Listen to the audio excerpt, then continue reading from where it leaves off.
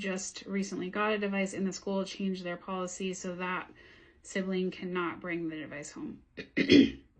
So in my area, schools are changing their policies, and a lot of them are not allowing the children to use their device, bring their device outside of school. So the child goes in to school, uses the device, learns how to use the device. They hopefully are making progress, but once they leave school, they can't take their device. They can't take their words. They can't take their voice.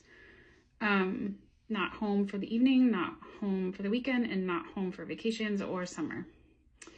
So if you're in that sort of situation, you may want to think about having an outside private, like in a clinic or private speech pathologist, do private practice, work on getting a device for your child so that they can have it wherever they go and it is theirs to bring everywhere.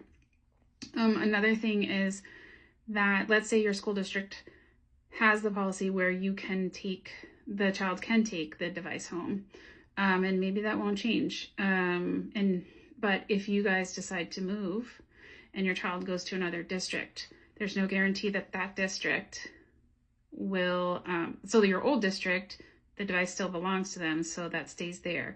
And you have to go to the new district, and the new district that you go to, the policy may not be that the child can take their device home outside of school at all.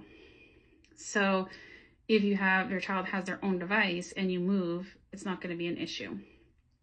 And then lastly, I just heard that this is happening in my area. Again, I don't know about where you guys are, but this one was the most unfortunate for me to hear today. They are finding in my area that kids have been in districts and they go through school with a device owned by the school that they are allowed to take home all the way through high school. They've been communicating with the device in school, at home, on vacations, summers. They've been using that device to communicate.